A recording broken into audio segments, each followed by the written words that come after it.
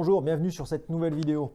Alors on change d'univers, cette fois-ci c'est plus le monde du deux roues et la moto, la modification, pour ceux qui ont suivi mes premières vidéos. Mais cette fois-ci on s'attaque à l'univers des armes. Ça fait à peu près 5 ans que je suis en club, que je fais du tir en catégorie B, et catégorie C aussi. Et là j'ai découvert dernièrement le PCP, donc c'est des armes qui sont équipées de bonbonnes de gaz, enfin de bonbonnes de gaz, des bonbonnes d'air comprimé, puis c'est du gaz, c'est de l'air, qui sont comprimées à haute pression pour pouvoir faire quand même du tir 25 voire 50 mètres. Pour certaines peut-être beaucoup plus, parce que j'ai découvert des armes sur internet qui ont des caractéristiques vraiment très très folles, allant jusqu'à 1000 joules avec des calibres de 9 mm, voire jusqu'au calibre 50. Enfin, je trouve ça un peu énorme. Donc je me renseignerai un peu plus là-dessus. Bon, là on commence doucement. J'ai 2 armes PCP à la maison que je vais vous présenter. On commencera cette première vidéo avec l'Artemis PP700 SA que j'ai reçu cette semaine. Je voulais une arme de poing qui soit assez jolie. Donc moi j'aime l'esthétisme et qui reste relativement efficace. Parce que des armes de tir à plomb utilisant des bonbonnes de gaz ou d'air, ça existe depuis un petit moment. Mais ayant des performances qui permettent de tirer jusqu'à 25 mètres avec de bons groupements, ça fait 4-5 ans que ça doit vraiment se développer, si je ne dis pas de bêtises. Donc l'Artemis m'intéressait grandement, étant donné qu'il y a 2 modèles, en 4.5 et en 5.5. Tiens, je vous montrerai vite fait la différence au niveau des plombs. Là, on est sur du 4.5 et là, on est sur du 5.5. Le 4.5 utilise en gros 11 joules de pression pour être tiré. Vous avez jusqu'à 60 coups. Et le 5.5 sur celui-ci utilise en gros concrètement 15-16 joules pour être tiré. Et on devrait pouvoir tirer entre 30 et 40 plombs avant que la bonbonne ne soit déchargée.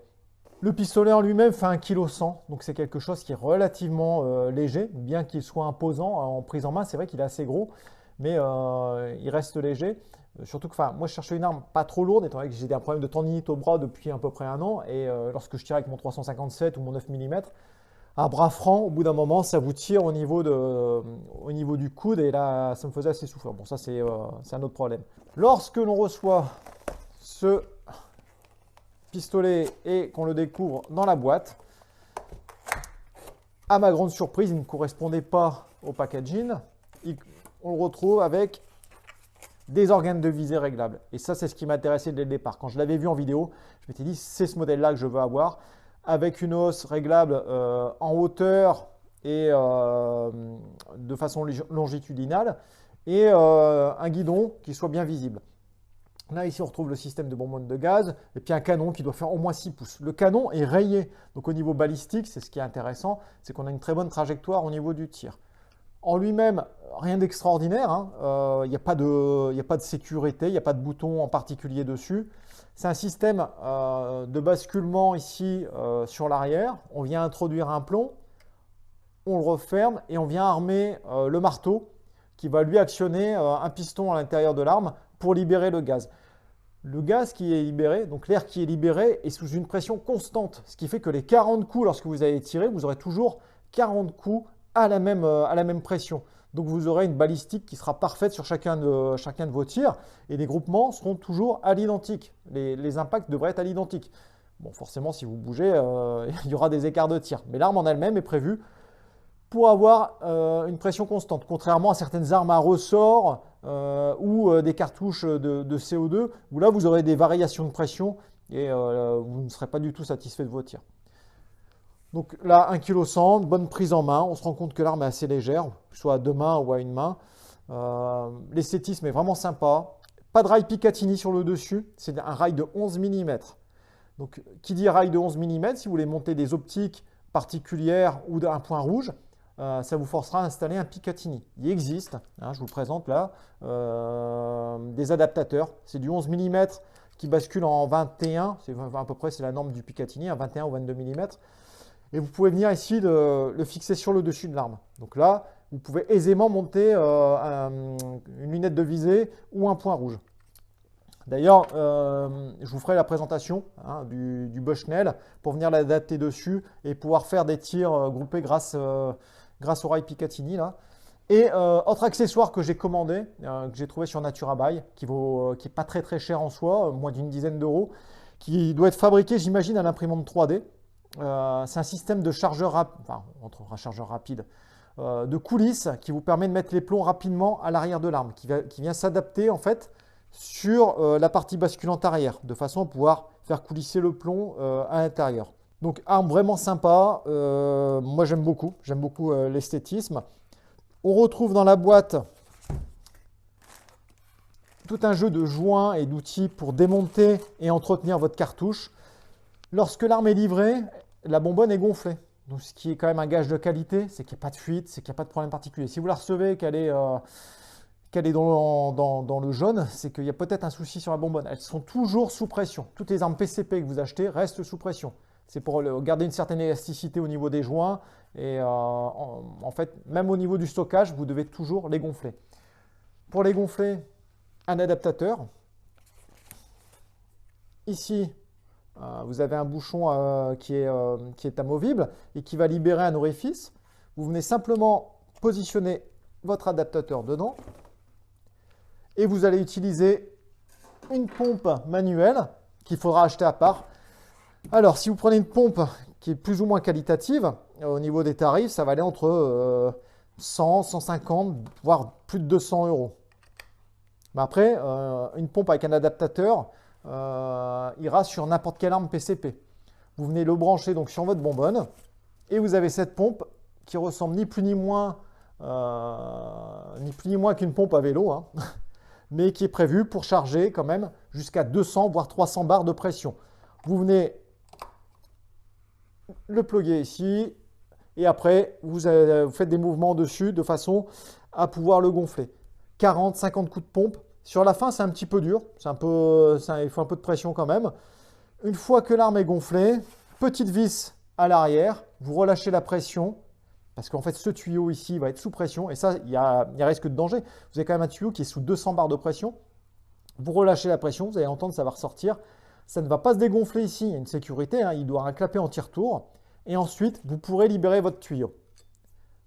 Pensez à revisser tout de suite au niveau de la vis.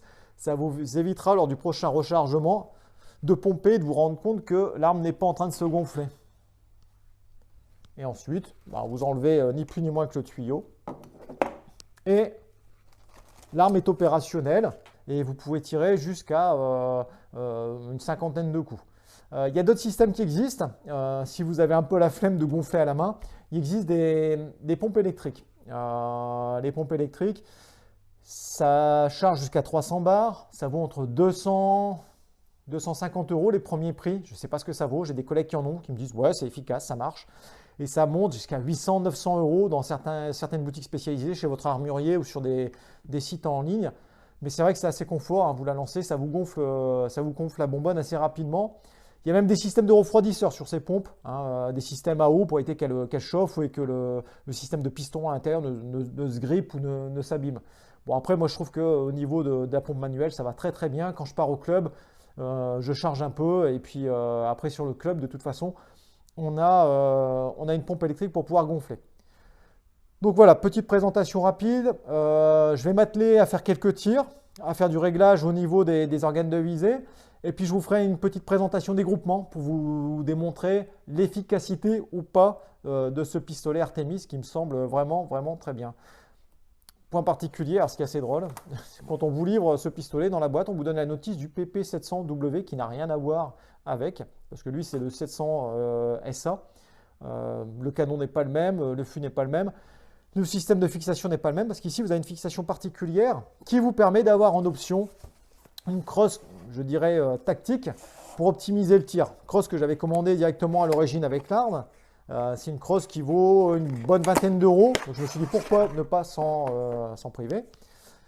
Petite crosse qui va sur l'arrière, qui en plus repliable, qui vous permet d'avoir un bon maintien de l'arme et éventuellement de faire de très bons groupements. Donc elle va venir se fixer ici sur l'arrière. On a un petit peu l'aspect tactique. Alors, moi j'aime bien, c'est joli, c'est fun. Et ça permet d'avoir une certaine polyvalence. Vous la mettez pas.